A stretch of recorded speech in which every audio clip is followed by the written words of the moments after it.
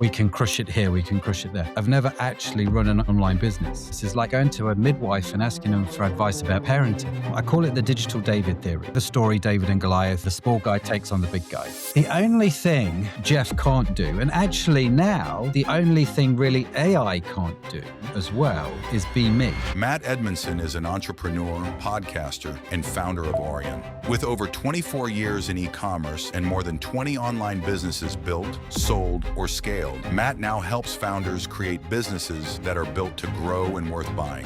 He's got over 100,000 followers across Instagram and Facebook. The big question is, would it collapse if Matt wasn't involved? Your social media account passwords, your Slack account, everything. You will have zero access. Now, start preparing because this is in 6 months. I really don't know if you can build a healthy business of just paying to acquire one-time customers right now. It's so hard. There's a phrase, AI slot. It looks like everything else. It sounds like everything else. And there's no brand personality. Claude creates all the clips, social media clips, all the Instagram carousels, everything.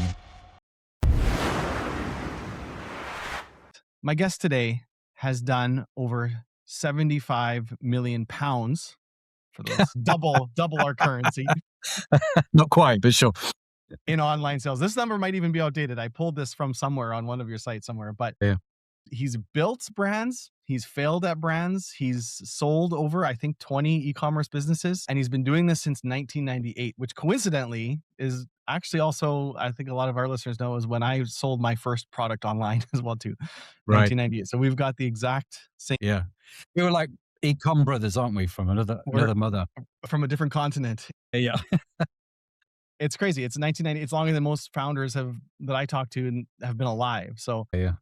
but there's something very different about my guest today. Before I let him speak here, I keep cutting him off, but most founders at his level, they've stopped doing the work and they've moved on. They might be on a beach somewhere. They've just become consultants. But he's in the trenches. He's running brands. He's literally, before we started this episode, he showed me he's in a studio. He's got lights and microphones everywhere. He's building a brand new studio, testing things with brands. Just told me about something which we'll get into the show that he's testing with one of his brands that's crushing it. Like, this guy has been around forever, invested in brands, bought brands, and he's still testing things, breaking things, fixing them literally this week. So super excited to get into all of this. You're not going to be getting advice from 5 years ago, what worked. Like, this guy's on the spot. Matt, welcome to the Shopify 1% podcast. Thanks for being here.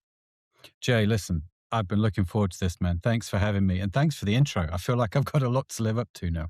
That's my goal. I like to set the stage high. It's only downhill from here. Yeah.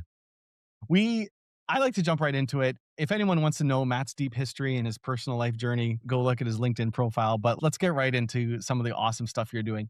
You make a big point on your site and everywhere you talk, actually, that you're not a theorist. You're running stores today. Like, what does that distinction mean to you?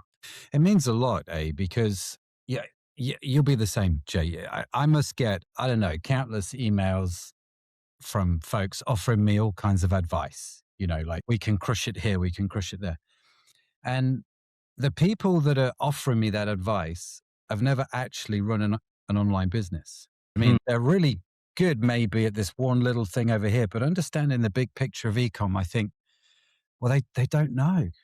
And so I'm just like, it fails for me at the first hurdle quite a lot of the times. And so, like, it used to be years ago, back in 1998, if you had like questions about e-commerce, you'd go talk to your web designer, right? Yeah.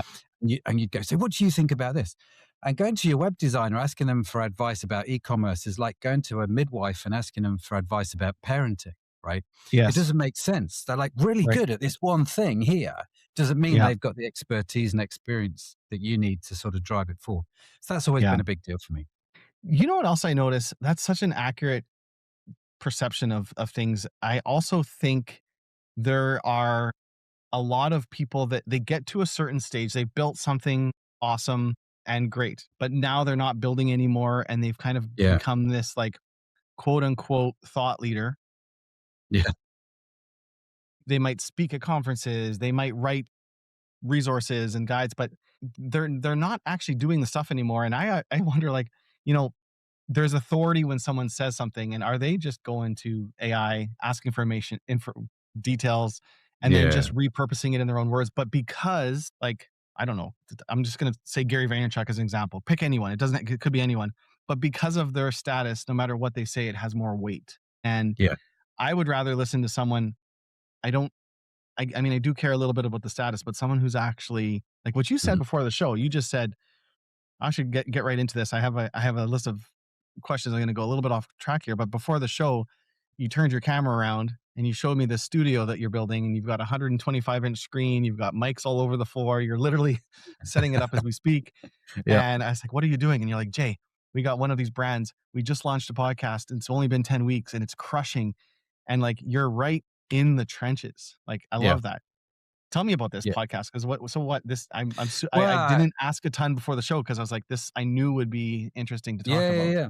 Well, like you, I've been podcasting for a while, right? Love podcasting as a medium. Love it. I got. It's how we met, right? Was through the doing Yeah. the podcast and stuff. And so I've always been curious, right? We've done sort of the e-commerce podcast, and then I've always been sort of curious, how would that work for a brand? Like, would a podcast work for a brand? And it's different, I think, if you run an agency, a podcast, I can see how that makes sense. But for an e-commerce brand, we wrestled with that for a little while. And we have one of the companies that I've got equity in is a supplement business. Okay. And Mhm, it operates in the supplement space, very competitive space, as you know. And so one of the things that sort of sticks out about our supplements is one, they're all vegan certified, right? We mm, went super niche on the market. And because they're vegan certified, your audience is a very different audience mhm, to somebody who's just shopping for vitamin C. And mhm, we found that vegans, vegetarians, even people that eat meat buy the supplements, they're very well educated, right? They have mhm, to be. They've got to understand everything to the nth degree. And so we've always done well by talking about the science of mhm, like on the website, in the blogs and stuff like that. So we thought, well, what would happen if we did a podcast that made sense for our niche market, for our customer? What would that look like? So we created this podcast called So That's Why. Okay. mm. And it's run by our head of marketing, Jen. She's awesome. I didn't realize this when we brought Jen on. Jen's got a PhD in biochemistry, right? We're like, what? Anyway, really clever lady. She sort of heads up the podcast. And so there's three of us on the podcast.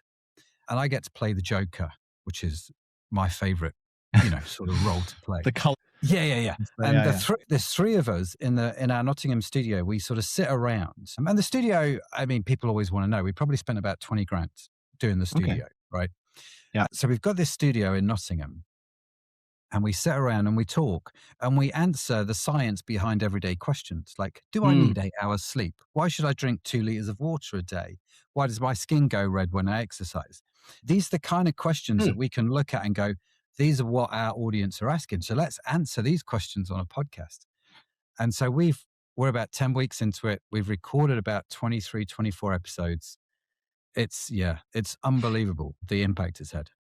And so it's not specifically about products you're selling. I mean, it's in the health space generally. Like, would it be Yeah. any kind of science topic or something roughly Yeah, about it's not even health? health. It's just the science behind everyday questions. So Everyday it's kind of questions. a Yeah, broad idea, but we know by answering those, we're going to appeal to our customers, totally. right? Yeah. Because these are the questions they're asking. Well, you know what's interesting? I think the thing that is the most valuable thing you own right now is an audience. And, it's so easy. Like, content is so easy to produce. A website, you can ask Claude to clone a site and it'll clone it. Yeah, Product, pretty easy.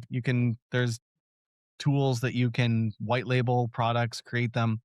But a true audience, like a true organic audience that follows you is like worth gold. And when you see it from the reverse side, like we see all these podcasters who like, or they could be like YouTubers or anyone that has an audience, launch a brand. Like, yeah, Andrew Huberman, any supplement he launches yeah, yeah. turns to Yes, gold, and same as anyone yeah, else, yeah. right? Like, Sure. it's so that's kind of the reverse, but we don't see it where like this is a perfect example. You've got someone who has the knowledge, who's built a brand, they have a product. Now they're creating the audience, and like there is no doubt in my mind that will work because we see it in the reverse 1,000 Yeah, times over. Once yeah, you yeah, have an audience, you can launch anything. yeah. exactly. That's Is exactly that right. kind of the principle behind this? Like, let's just Yeah. build the audience and the opportunities will be endless after that? Well, I have this theory, Jay. I call it the digital David theory, right? So, you know, the story David and Goliath, the Mhm, small guy takes on the big guy. And so mhm, in e-commerce, we're the little guy.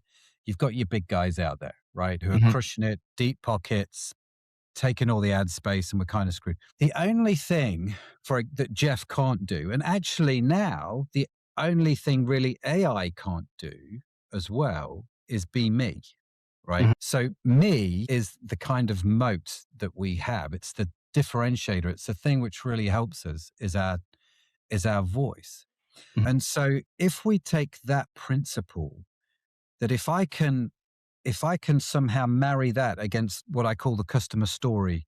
So if I can take my story and the customer story and find that overlap, and Yep, if I can be in that space, not only will I build the audience, but I build a moat around that audience because someone else might be able to offer supplements, but no one else yep, can be me.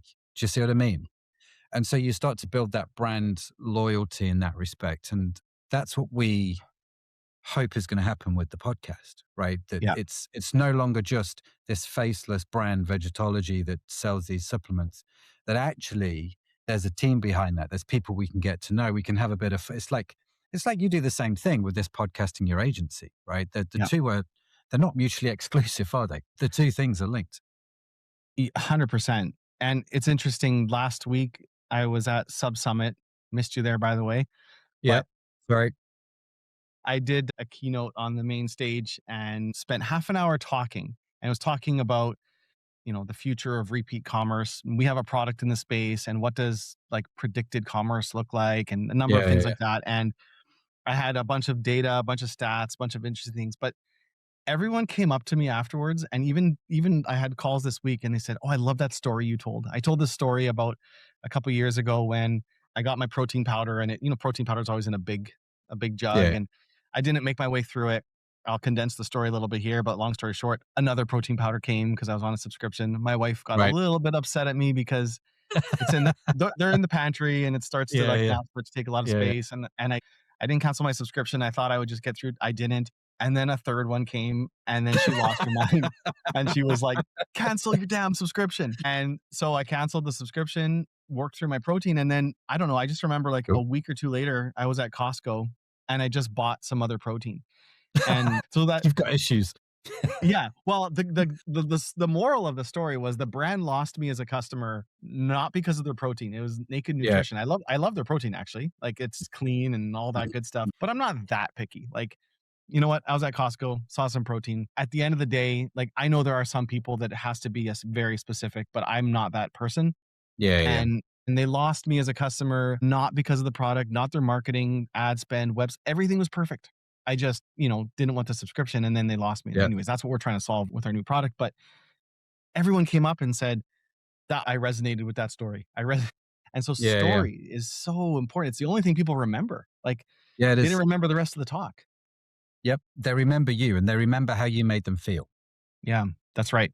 And That's right. so if you can associate your product with your client with a feeling, Yeah. like for me, I'm a big fan of humor. If I can somehow take something that's as dull as dishwater, like supplements, Yeah. and bring a level of entertainment, you don't put those two words together usually, do you? But if I can somehow do that in a way that resonates with our audience, then there's a real longevity to that. Yep. And you see and where you see it is in what you talk about. It's in the repeat purchasing, Yep. right? It's Yep. like, can we do that? Yes or no? And yeah, Well, it works well. I have an experience where I bought skin lotion for my daughter, and I can't remember. This one summer, she was having, like, some skin issues, and I looked for Yeah, skin lotion that was safe for, like, a 9-year-old, and I Googled, and anyways, I found a brand, ordered it, and then it actually didn't come, and then a few weeks later, I remember thinking, "Oh, where is it?" And I couldn't even remember the brand's name. I couldn't There was no connection, no story, no nothing. yeah, I yeah, coincidentally ordered it just because I Googled, or I can't remember, AI maybe recommended it, I don't know. But even when I got to the site, nothing came through, and I could not remember the name, and I was like, "How am I gonna find this order?" And yeah, I searched my email, skincare, nothing came up. I didn't know the brand's name to search. I tried everything I could. I'm like, I'm not going to go through thousands of emails. I Yeah. couldn't find the. So that was, I mean, that's the extreme case where I could Yeah. not even remember who the company Yeah. was. Right. So Yeah. And it's a real shame when that happens because you've worked so hard to get the customer, right? totally. You've done the hard yards. Just go that Yeah. extra mile and you win somebody for life. Yeah. It doesn't take an awful lot, I don't think. No. You've worked with a lot of brands. Is it like you are currently running or owning or managing, is it roughly 20 brands? No. So I've had, I think, 20 ecom businesses over the Okay. years. I've either set up, failed at, or run Gotcha. 20 ecom businesses. At the moment, we've got 3 online businesses. We are looking at 2 other companies right now in terms of a sort of an acquisition prospect. So, but yeah, it's good. I'd love ecom. I like going to bed knowing full well that when I wake up, I'm going to wake up richer. Yeah. And enjoying what you're doing too. Obviously, you're I staying with it. love it. Yeah, yeah. What Love. I want to ask you, like with all the ones that some have been successful, you said some haven't, some have failed.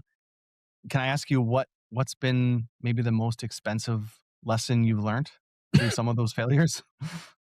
Most expensive lesson. You don't have to put a dollar figure to it, but what's been a big, you only learn things through failures. And You do. And to be fair, I mean, we've lost hundreds of thousands of pounds. We mhm, have. And I always say it's just, yeah, I've had a lot of failures, but my successes, thankfully, far outweigh the failures, mhm, and I think for us, the things that we learned quite early on that were the expensive mistakes, and I appreciate this is not for everybody, but this is just how we do business now, were things like don't take goods on credit.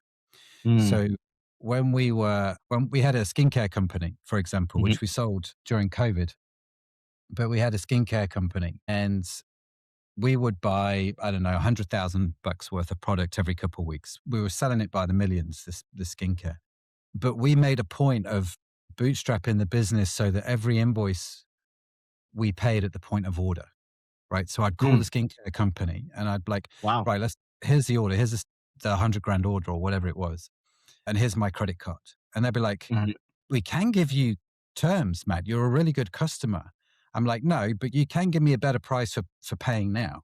Right. And it meant that what happened was every product we had on our shelves, I owned. And I never got into mhm. this place where I had to rob Peter to pay Paul. Yeah, And the security that brought us was great. So we've lost money, but the money we've lost, we had to lose, if that makes sense. makes total sense. And we learned that lesson the hard way because there were times where we would buy stuff on invoice and you'd lose track, and then cash flow became an issue. And the way we do sales tax in England is kind of messy. And all of a sudden, before you know it, you had to find, for a small business, finding 30 grand that you forgot about was just, that was Yeah. hard work. And so, yeah, I appreciate not everyone can do it, but it was something I learned off one of my business partners, a guy called Andy. And it was a really sound business lesson. Just, yeah. So now if I go out into that warehouse, the studio I'm in the moment is in the warehouse, but if I go outside into the warehouse, everything from the packaging to all the supplements we've got a gift company, everything on every single shelf I own. So Wow. if I shut the business down today, I don't owe anybody any money. How did you get to that point though from day one? Like, I mean, when you're starting, you had enough startup cash to, and then just grew it Yeah, slowly we just as you could? bootstrapped. You just Yeah. bootstrapped. And so every You do, here's the thing, right? Founders, you start the business. Most people I know don't start the business so they can get wealthy, right? That might be a goal. You start the business just because you're like, I want to have a go at this. I want Mhm. to see what kind of adventure this is going to be. And you don't mind working 12, 13-hour days if you can see the benefit at the end of the road. Yeah. And so we were just like that. We made Hmm. the mistakes. We lost, like we borrowed money from the bank on a business venture that was selling we sold online these caps that would fit on a beer bottle and they just clipped on. And the reason you would put them on, the girls would buy them. So when they went to the clubs, they could put them on the beer and they wouldn't get spiked because you Mhm. couldn't drop the pills in. It was sort of this anti-spiking cap. And we thought that was a good idea. And you could sell, you could screen print logos on these caps. So you could sell. And we thought this is genius until it wasn't. But we'd borrow money And then it took us 3 years to pay that money back. And I'm like, I Mm, never want to get into that place again, really. yeah, man, just such a shame that, I mean, even a product like that has to exist, but Oh, it does. it's heartbreaking. You know Yeah, where it's my heartbreaking. mind went to cover stop bees from getting into your drinks when you're outside. That's where my mind Same went. thing. Yeah, do the same. Stop most Sipped things from a getting in. few yeah, I've sipped a few cans and had a bee come up, but I mean, Yeah, yeah. getting into your drink spike's a lot worse. Okay, well then let's shift to the other side of it. You know, what are you seeing that's working? I mean, there's a lot of reasons brands can fail. Our listeners want to know, okay, this guy's worked with a lot of brands. What are you seeing that brands are working with right now? Actually, one thing I want to get into is, are you still doing, you're in a kind of a 90-day challenge with one of on Instagram with one of the brands? Is that still going right now? It started yesterday. Oh, it just started. Oh, Yeah, yeah, okay. yeah. Yeah, Okay. yeah. No, it Oh, started so there's yesterday. no feedback yet on that. I was going to ask you. No, no, Okay. no. That was my son. He's 22 years old, graduated uni with his degree in nutrition. And there's no way he was ever going to work for anybody. And the reason he did nutrition at uni was he has always suffered since he was a young kid quite badly with IBS, right? And the doctors, God love the doctors, they do a phenomenal job, but they didn't help Zach. And the overarching thing Zach heard when he was a teenager and when he was grown up was, it's all in your head, kid, right? Mm, Not really that helpful. And so he went and studied nutrition because he's like, I think I can help people here, right? I can learn it, I can get me better, and then I can help people. And so, as this 22-year-old kid, he leaves uni. He works as a lifeguard over summer because he gets paid to sit on a beach, right? And then September, he comes back and is like, right, I'm just going to start doing Instagram. So now, bearing in mind, I know e-commerce, right? He yeah. does all of this without really talking to me about it. He's just made the decision. He's got a plan. He's knows what he's going to do. He's sort of followed a few people and is like clear as day. And so now, what's he been doing that 6, 7 months? He's got over 100,000 followers across Instagram and Facebook. Hmm. He's got a recipe book and he's just about to release an app, right? And he's in a 2 months time, I think it is. He's heading to Bali. He's going to go traveling with his mate. He's going to go sit in Bali for a few months and then he's going to go to the Philippines and he's going to do the whole digital nomad thing. And I'm like, huh, I'm kind of living my life again through my son. I'm like, you go, lads, you have a go. Yeah. And that's the thing that I'm noticing is working. It's the reason we're doing the podcast. It's this whole put yourself out there, whether it's through Instagram, whether it's through podcasts, whether it's through both, and just be you Mhm. and do it in a way where people like that, right? And they feed into it. Don't be polarizing for polarizing's sake. Don't be a jerk. I Mhm. mean, just be a decent human being. And that's what he's done. And you know what? He's properly killing it. And we're seeing the same here in business. It's just like, that's the thing I think we're pressing into now, because like you Yeah. say, AI can do everything, right? It Yeah. can write the blog posts. It can rip off the websites. It can make the websites better. We've been pushing hard into AI. The two things that we're leaning into the most at the moment are AI, but also the content side of things. Like if we can get those two things working side by side, that's the bit that excites me right now. Yeah. It's interesting. My son is 9 and my daughter's 12, and they watch not a ton of YouTube, but they have a few channels that they like. And there's this one, I'll give a mention on the show here, but it's called Ordinary Adventures. It's like travel vloggers, and Oh yeah, yeah, yeah. they go somewhere and they review the hotel, and we love going to Disneyland and Disney World as a family. And so like often they go to Disneyland or Disney whatever, and they review all the different places. But it's an older couple, like they're probably mid-40s, and then Hmm. they just talk like normal people. They're not like, "Hi everyone, welcome," but like not like, and I asked my son, I was like, "What do you like about this channel?" It's like he wants to watch it before bed and he wants to watch it when he wakes Yeah, up, yeah, yeah. and he's like, "I don't know, dad. They're not annoying to watch. I just like them."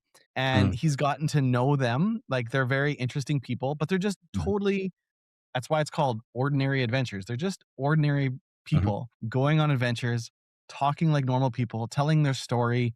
And sometimes they'll sit and when they're reviewing one of the meals, they'll kind of go on a story for 5 minutes or 10 minutes, but that's what he loves, Mm, and that's what connects him. And mm, so many times I think, like, I fall into this trap too where if I'm speaking in any kind of a public forum, whether it's podcast, webinar, or on stage or something, I feel like in the back of my head somewhere I'm thinking, oh, nobody cares about this story, or I got to rush through it, or I got to this. But that's actually the best part, and that's what connects it. And Yeah, yeah, even with yeah. a 9-year-old kid who we think that generation has no attention span anymore. We're like, Mhm. but they do, and they crave it. And Yeah, when you actually can tap into it, it's magical. yeah, it is. I So totally agree. good for your son for doing that. I'm jealous of Yeah, him. I yeah, wish I no, did that good. when I was that age. Yeah, but the world's a smaller place now, isn't it? It's all possible Yes. now. Yeah. But yeah, I think watching him, I'm like, we definitely need to push into Instagram and social, especially now social's more about search, Mhm. finding that's working quite well.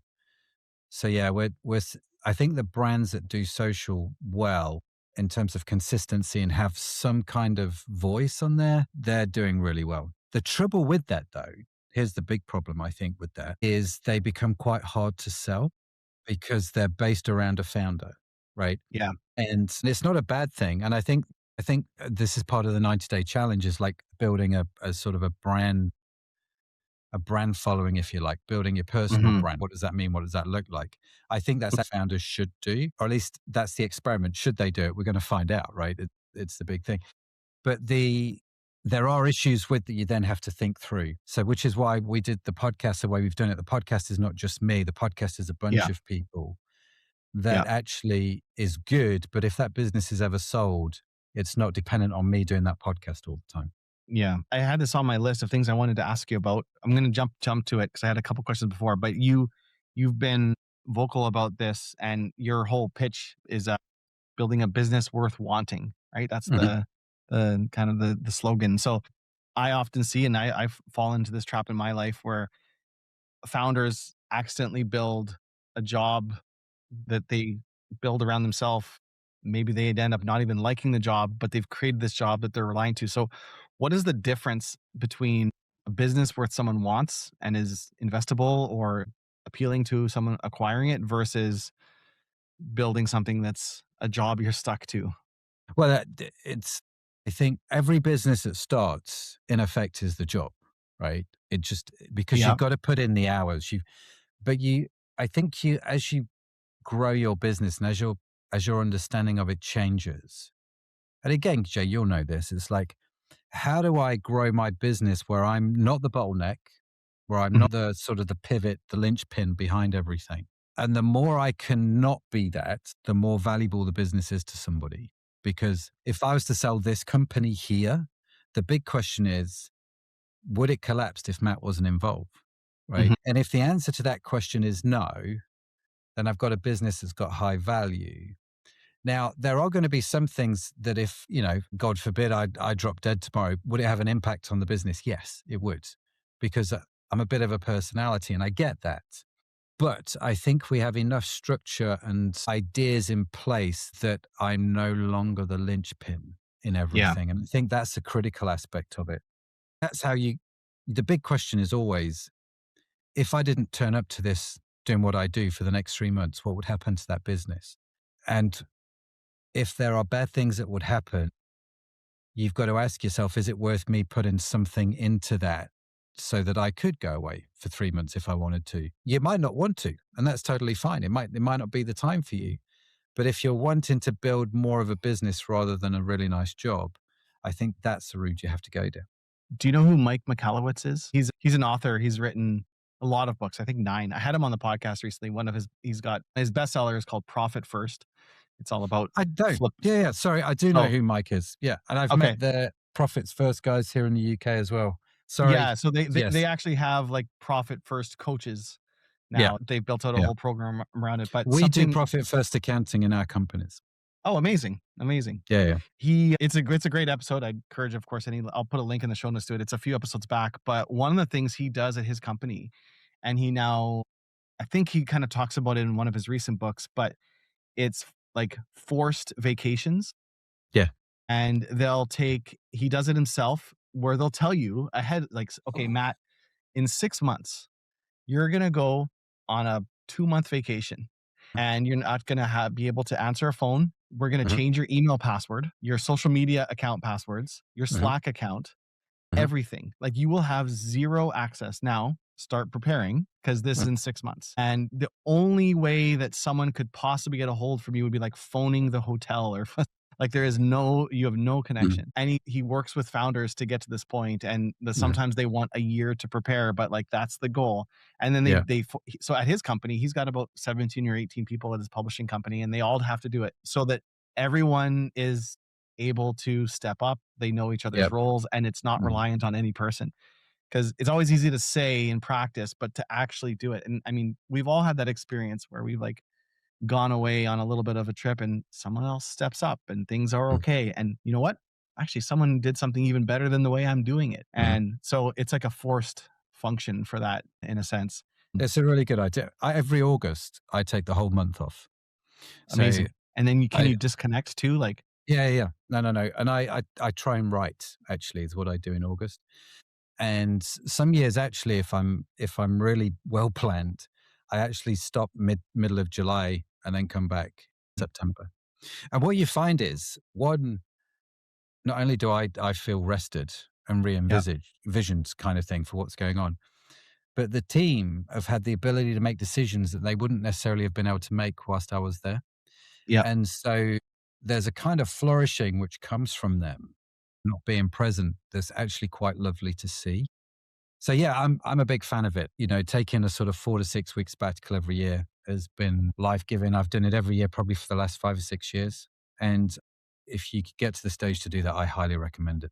I think it's weird because as a founder, your mindset is work harder, like, and a lot of times like you love work. Like I genuinely love my job. Like it doesn't feel like I Mm, wake up in the morning, I'm excited and the whole family goes to bed and I'm staying up.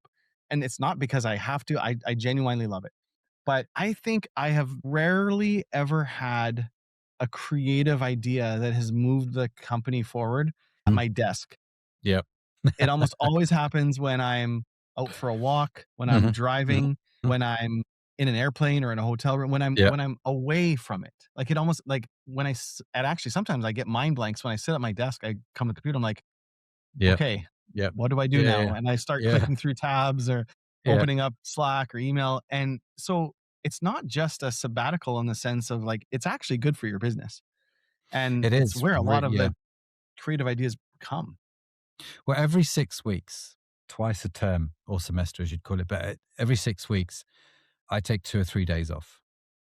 And I'll go walk in the hills. I'll go sit by a lake. I'll just get out with that very idea. Once a week, every Wednesday morning, I leave the house early. It's about a 90-minute walk from my house to the warehouse. If you walk it, it's Okay, 90 minutes.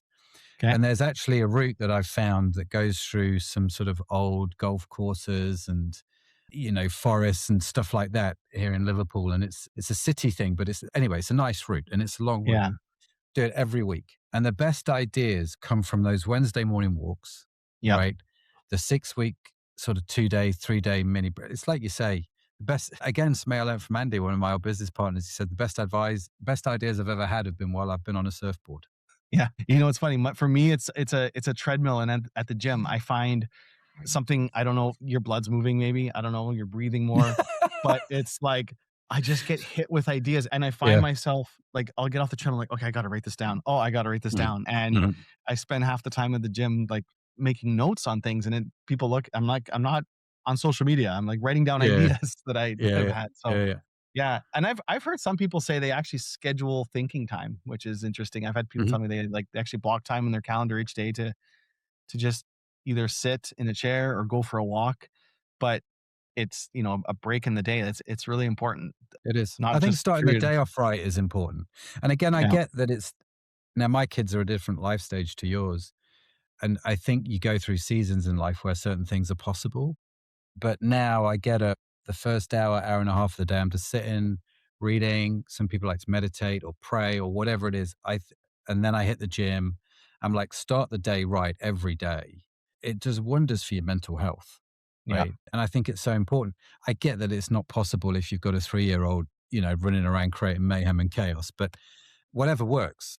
yeah. Used to be when we had young kids, I would drive home from the office and I would just sit outside in the car for 20 minutes before going into the house I've been there. because Yeah, I needed that bridge between work and, Yeah. and knowing full well, as soon as I walk through that door, 3 young kids, it was just gonna be mayhem. Yeah. So, yeah, whatever works. I think you've got to Yeah. find the space. Yeah. Totally. Okay. So I want to ask about some of the businesses you've acquired because there's, a lot of brands are listening, are maybe hoping to sell their business one day. Even if they're not, I think it's Mhm, always important to build a business that, like you said, business that people want. And so what are some of the things that you look for? You said you're in the middle of two potential acquisitions right now. yeah, yeah. How Tell me what you look for in a business. How do you find these businesses? And then I'd love to dig a little bit into like important metrics that you look at and how do you know a business is worth buying, makes Mhm, wanting, and one mhm. that's not?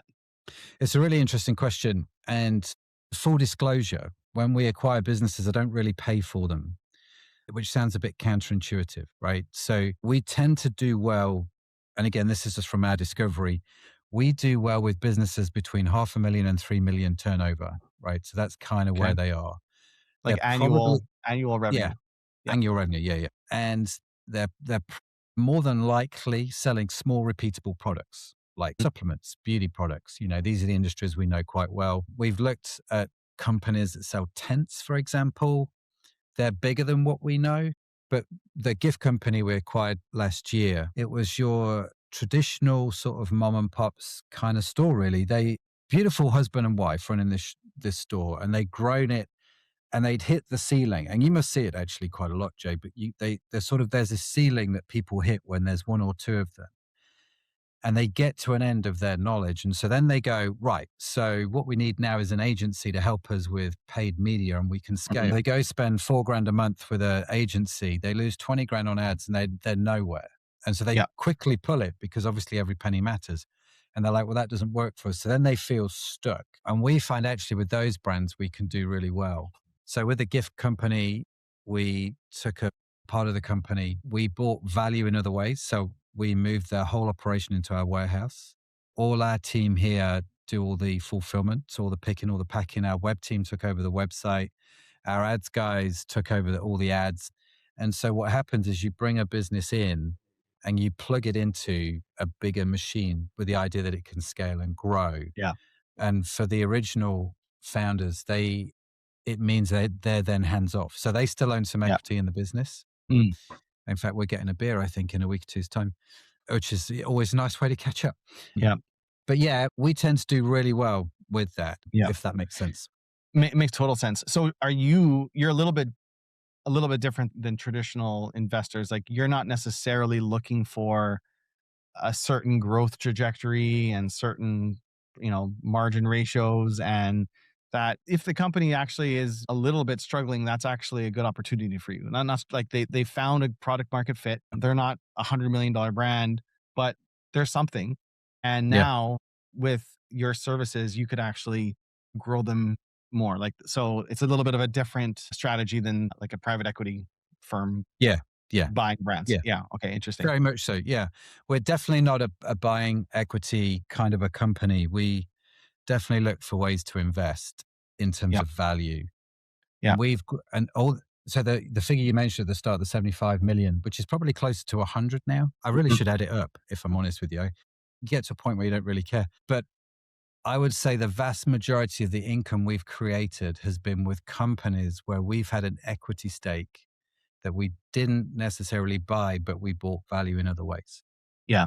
if that Yeah. makes sense. So Makes a ev- ton of every sense. single one of those, we took over those companies, we ran their companies, we moved it into our warehouse, we did the marketing and so on and so forth. And it's just something that's worked super well for us over the years.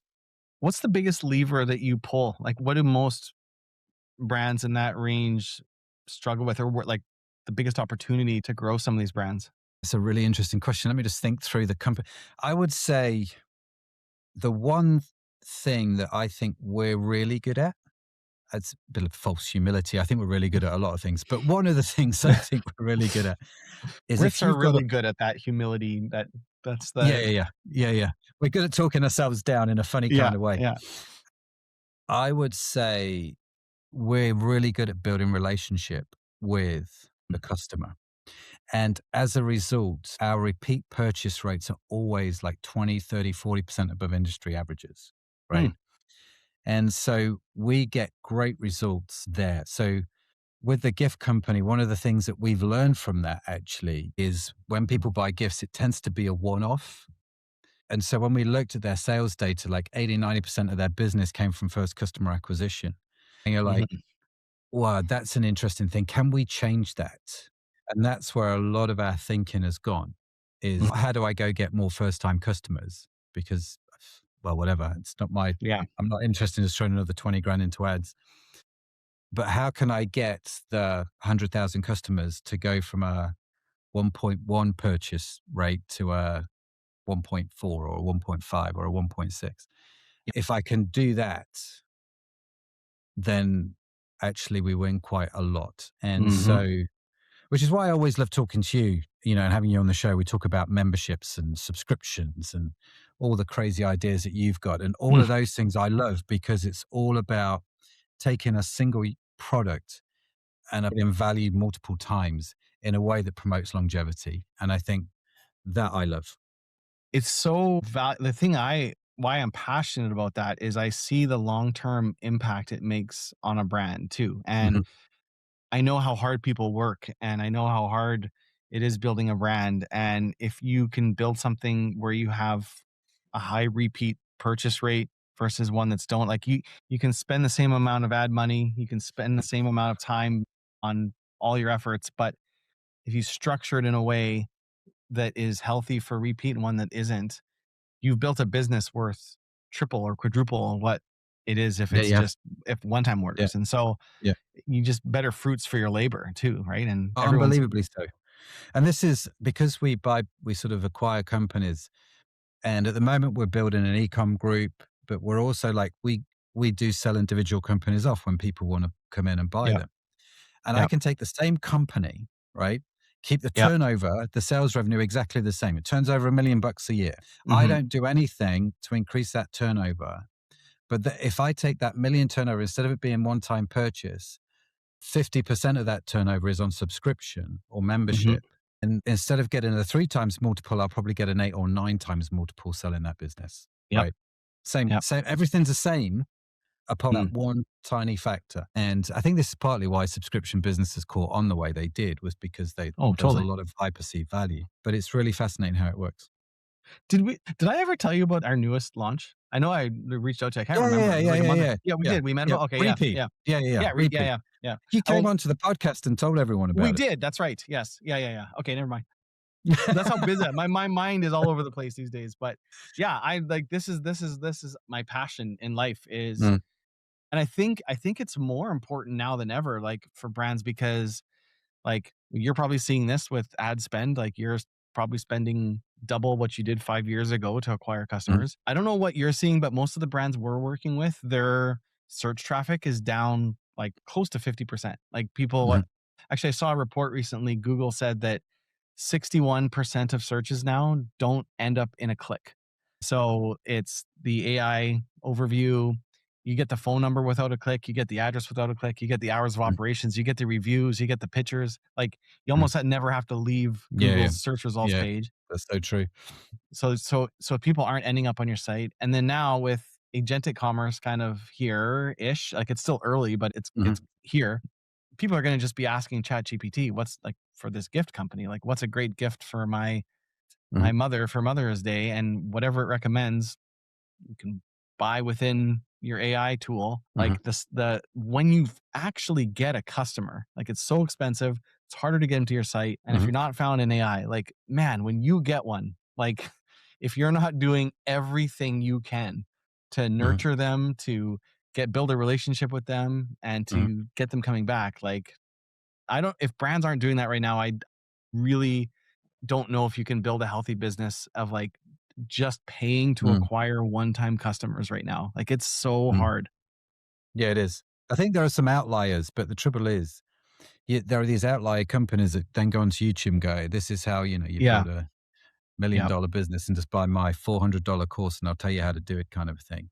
Yeah. And actually it's an outlier. It's not actually repeatable. Correct. Yeah.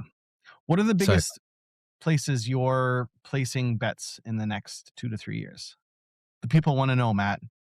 where am I placing bets? I like in the brands that you're matching. What are you betting on? Are you going all in on this podcasting strategy? Are you betting big on TikTok? Are you? I talk to some people that are like, blogs are back because agentic and AEO. Actually, yeah, I think that's a big thing that you're working Yeah. on. But where's your big bets for the next couple of years? So the places where we're spending the most money outside of what we normally do. So there's the foundation that we have that we know our systems work and our framework works really well. So what are we building on top of that? AI, obviously, because I think AI is just, it is so fascinating right now what you can do with AI and what you probably shouldn't do with AI actually as well. Sorry, I interrupted you, Jay. No, I was going to say, do you mean AI in the sense of getting found through AI or using AI on Both. your both? Okay. So I think there are 6 areas at the moment. If you want organic traffic, you have to look at 6 areas, right? AI search, obviously. You've got to look at traditional technical SEO. You've got to look at the content, the blogs. The fourth area is YouTube, because by far it still has a massive impact, and YouTube is feeding AI. 100%. So you've got to look at that.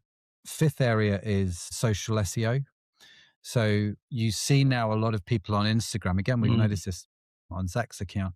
A lot of people in hooks are now writing key phrases. I think it's 61% of Gen Z or Gen Z millennials are searching on Instagram versus Google. And so it's now at parity in many ways. It's quite fascinating. So social search or social SEO and digital PR, that's right? so interesting. Yeah. I actually have not paid. I do that. I do search Instagram for products or for different things because I want to see people that have it and actually see it. Mm, I have not considered the importance of the search. I mean, other than hashtags but mhm. there's actually a whole world of strategy behind that as well. It's a big deal right now. And I think Yeah. it's one of those things you can take advantage of it. Yeah. It's Because early. Instagram, I think it's early, and I think Instagrams especially is cottoned onto it. TikTok to Mhm. some extent, but I think, yeah, the sort of the social SEO, I think is a good thing Yeah. to get into. Well, I've always heavily considered it and do it for YouTube search results because Mm, that's very, I see YouTube search, but just for some reason, Instagram and like I also TikTok would be the same thing too. Like you leaning into the search on there. But Google doesn't see those posts, right? Like this is only within the Instagram search. mhm. Far Yeah. as I know, yes. Yeah. I Yeah. think Google can see, obviously Google can see the YouTube. I mean, that's the main Mhm. one. They try to Yeah, surface YouTube ones. yeah, But yeah, I don't think they see it unless they're logged in, but once within the count, yeah. But that's yeah. interesting that that percentage of that younger generation is going there. Oh, it's phenomenal now. So if you Yeah. think the search engine was Google, then it became Google and YouTube, right? Yeah. The second biggest search engine in the world. And now they're on parity. Google, YouTube, and social, they're all on parity in terms of search. Yeah. Oh, and then AI is, I guess, its own version of search, but it's a It question. is. And it is. And I think AI search is the Wild West right now. And Yeah. again, we get people contacting us all the time. We can help you with AI search. We've killed it with this brand. And you're just like, there's no way, because there's no written rules right now. There are things which we Mhm. know that seem to be working, Yeah. but next week you just don't know. So one week everybody's like, you need to be on Reddit, man. And then the next week's like, Reddit's not working. You need to be over here. And you're just like, I can't keep up. Right. So Yeah. do the foundations well, do the basics well, and AI will definitely start to recommend you.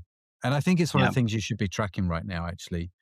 What are you doing with your brands for, even though it's early and like I feel the same way. I feel like it's a lot of guessing and we're doing stuff at Bold that I don't know if it works or not, but we're doing it. Like we have a link at the bottom of our website that says, I think it literally says, "Hey AI, this is for you." Hmm. And it's a very small link in the footer. And when you Hmm. click it, it opens up a page that has all the details about our company. So like the founder's Yeah. history, how it's built, our exact positioning. Because you know how sometimes you ask ChatGPT about your own company and it gets Hmm. everything wrong. And so we're like, well, what if we put a page on our website? I heard someone that did it. And so we Yeah. copied the idea.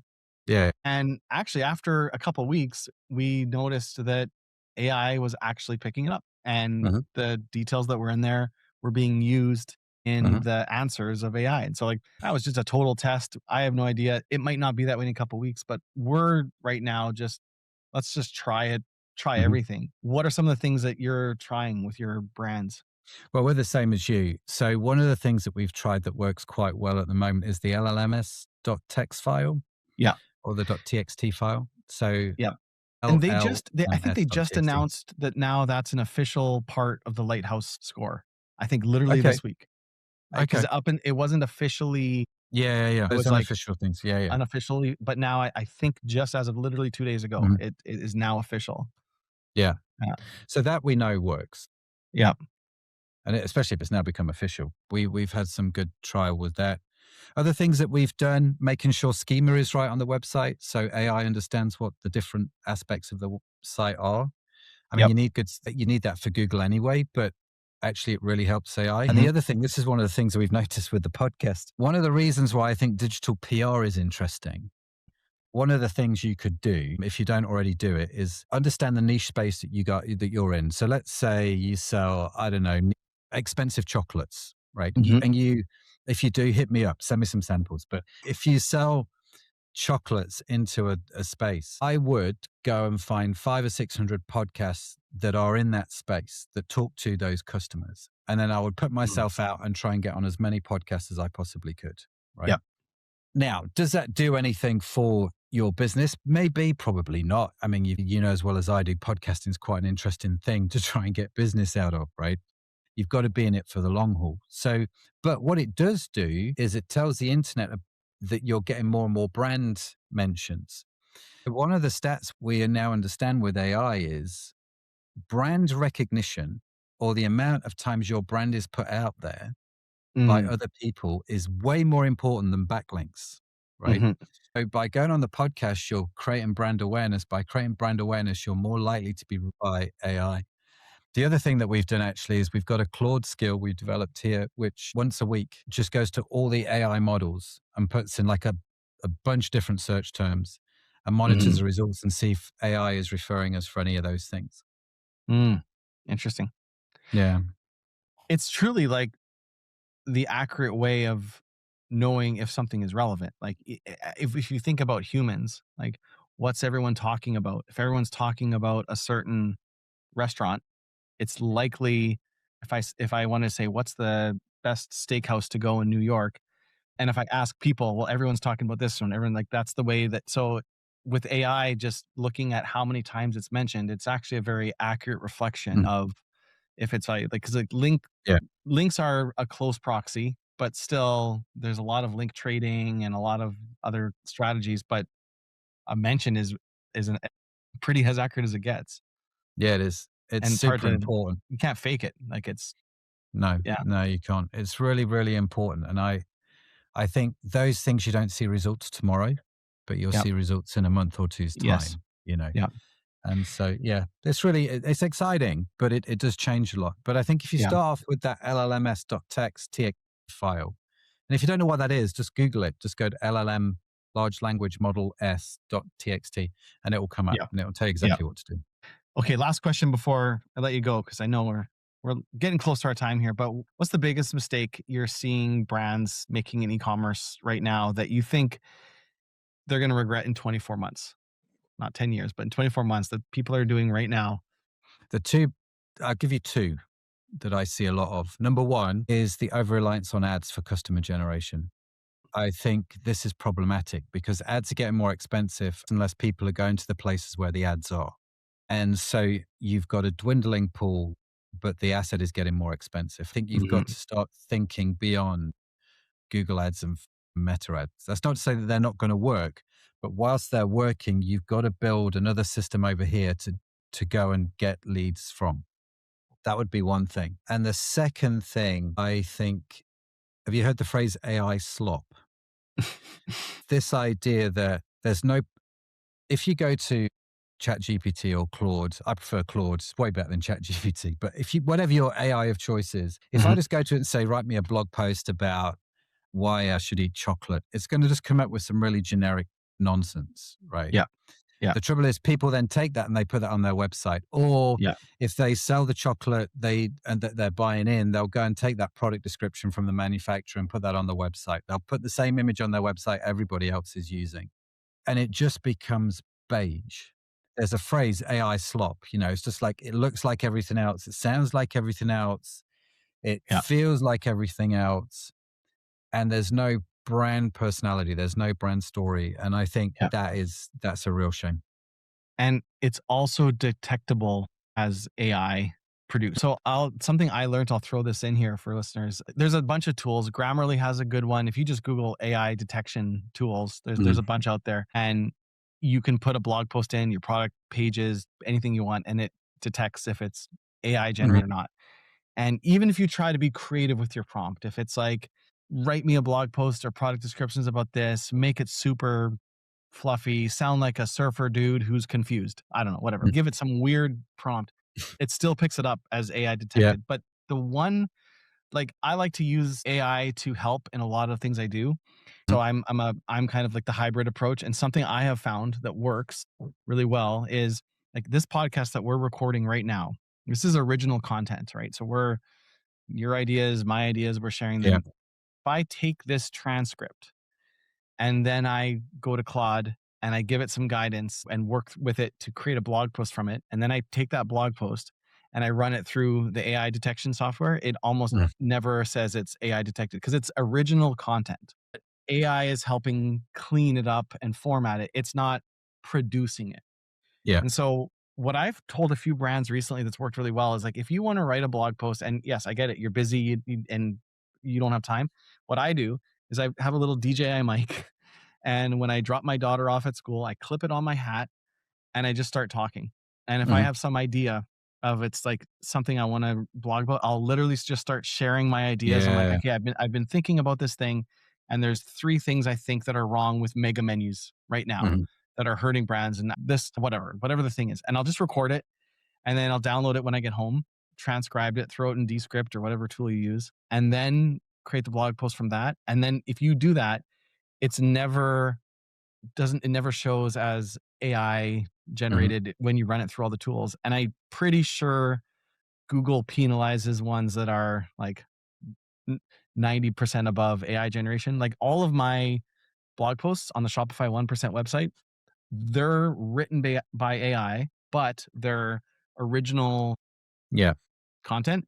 I'll be open, transparent about that. But if you take any of those and copy and paste them Mhm. into AI detection software, they'll be less than Mhm. 1%. Yeah. So just throw that in there as No, a that's tip really on that cool. because The only thing I'd do differently is video it as well as just record the yeah, audio, because then yeah, you've got Instagram Reels. And in fact, yep, I probably would I don't know if you do this, Jay, but again, just to show you how easy it is now. I take the podcast episode, so the podcast you came on, right? That whole mhm, episode. I give that file to Claude. Claude then takes it off me. It goes away. It will transcribe it. It will clean up the transcript. It will mhm, understand how to write the title. It will understand how to generate the thumbnail, and it will create the blog post. I then get the blog post and I edit it. Now, the way I edit that blog post is I read it out aloud, yeah, it's good. because that's where you find, I wouldn't say that. And so I read it out aloud and I give Claude that transcript of me reading it aloud and go, they're the Mhm, edits. And you can use Whisperflow, or I use Aqua Voice yep, to do that. And then it will produce all the rest of the content off the basis of that edit. And it takes like, gotcha. I guess, we have it now where Claude creates all the clips, all the Yep. social media clips, all the Instagram carousels, everything. It just does it all. So I probably spend 20 minutes on it now. You have Claude doing the video clips? I actually didn't know that was possible with Claude. I Yeah, have we to. do. We have it. It uses a Python library to edit the Okay, clips. gotcha. Yeah, but it's pretty straightforward to do. And Yeah. yeah, it's really, really smart, actually. See, I learned something new on this. My podcast will be better because of this. Well, I know we're over time. You got to run. It's late in the evening there already. I'm just starting my day. Matt, okay, you have an e-commerce podcast, and it's literally called the e-commerce The podcast. e-commerce podcast. Yeah. So you can't like, how's that for like So- SEO? so Do you rank creative. first? Do you rank first for? I guess you must, right? Like, I think it depends on who's asking. I've never Yeah. been able to definitively figure out if we do. well, But yeah, with a great name like that, I would imagine it's up there. yeah, But you're over 200 episodes now, I think. Plus, more? yeah. Approaching 300 now, I think. Amazing. Yeah. Well, It's I been would going encourage- 5 years. I will encourage years, man. all of our listeners to also check out Matt's show. I'll put a link in the comments. Where are you active on social media? And if anyone wants to learn more about you and what you're doing, where would you like to direct people? Just follow me on LinkedIn, Matt Edmundson, or come follow me on Matt Edmundson on Instagram as I do this crazy 90-day challenge trying to figure out if something makes sense or not. Yeah, just go there, or mattedmundson.com. Amazing. I'll put all the links in the show notes. Matt, thank you so much for your generosity with your time. Oh, no, Jay, loved it. Thanks for having me on, man. Appreciate it.